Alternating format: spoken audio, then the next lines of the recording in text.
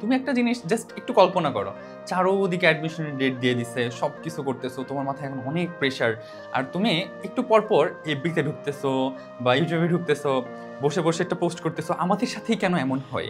HSC 25-22 সাথেই কেন এমন হয়? আচ্ছা, যেটা হওয়ার তো এটা হয়ে গেছে, ওখানে তো কিছু করার নাই।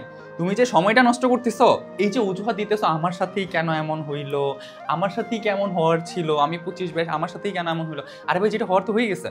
হ্যাঁ, যেটা হওয়ার তো হয়ে গেছে, এখন নিজের সাথে অজুহাত দিয়ে সময় নষ্ট করে তো লাভ নাই। তুমি যখন এফবিতে পোস্ট করতেছো, যখন কমেন্ট করতে ব্যস্ত, পোস্ট দেখতে ব্যস্ত, ওই সময় একটা স্টুডেন্ট পড়াশোনা করে ফাটায় ফেলতেছে ম্যান, আর তুমি এখানে বসে কি করতেছো?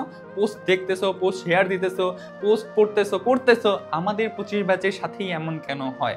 যা হওয়ার হয়ে গেছে। তুমি মনে রাখবা, তোমার প্রতিদ্বন্দ্বী বসে নাই ভাইয়া, তোমার প্রতিদ্বন্দ্বী বসে নাই আপু। জাস্ট পড়াশোনা করো। এখন এগুলা ভাবার চিন্তা করার সময় নাই। তুমি চাইলেই অ্যাডমিশন ডেট পিছাইতে পারবা না, তুমি চাইলেই অ্যাডমিশন ডেটকে আগায় পিছায় কোনো দিয়ে কিছু করতে পারবা না, কিচ্ছু করার নাই তোমার হাতে। অ্যাডমিশন যখন সময় দিচ্ছে ওই সময়ই হবে। তোমার যেটা কাজ, এইসব বাদ দিয়ে জাস্ট পড়াশোনা করো। এখন জাস্ট পড়াশোনা করো। তুমি যতটুকু পড়াশোনা করতেছো না, যে সময়টুকু পড়া বাদ দিয়ে, যে সময় তুমি ফেসবুক চালাইতেছো, রিলস দেখতেছো, স্ক্রল করতেছো, এইটা সেটা নিউজ দেখতেছো, ওই সময়টার ভিতরে অন্য স্টুডেন্ট তোমাকে ছাড়ায় যাচ্ছে। তুমি বুঝো এটা? এটা একটা যুদ্ধক্ষেত্র, এটা যুদ্ধক্ষেত্র। আবারও বলতেছি, লাখ লাখ স্টুডেন্ট পরীক্ষা দিবে, চান্স পাবে মাত্র হাজার হাজার পোলাপাইন। তাহলে তুমি বুঝো এই জায়গায় কত বড় কম্পিটিশন। তুমি কি করতেছো?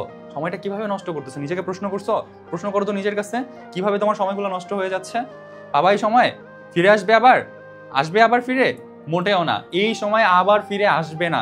যেইটুকু সময় আছে, 1 মাস, 2 মাস, 1.5 মাস, 15 দিন, 20 দিন, তোমার কাছে যেই সময় থাকুক, তুমি ওই সময়টুকু কাজে লাগাও। জাস্ট ওই সময়টুকু কাজে লাগাও, আর কিচ্ছু লাগবে না, তোমার দ্বারা হবে, বিশ্বাস রাখো। তুমি এইসব অজুহাত বাদ দাও, আমার সাথে এমন হয়েছে, আমরা ভুক্তভোগী, এই সমস্যা, ওই সমস্যা, এইটা বাদ দিয়ে তুমি জাস্ট পড়াশোনা করো। নাইলে ভাই, এই অজুহাতের কারণে তোমার ধ্বংস হবে। আশা করি তুমি আমার কথা বুঝতে পারছো। যদি কথা বুঝো তাহলে যায় এখনই যায় পড়ার টেবিলে বসো। আর কোনো কিছু স্ক্রল না করে দয়া করে যায় এখনই পড়ার টেবিলে বসো। আদারওয়াইজ তোমার এই যে ধ্বংস, এটা নামে আসবে। আমি চাই না তোমার ধ্বংস নেমে আসুক, দ্যাটস ওয়াই আমি তোমাকে সতর্ক করলাম। আশা করি তুমি আমার কথাটা রক্ষা করবা।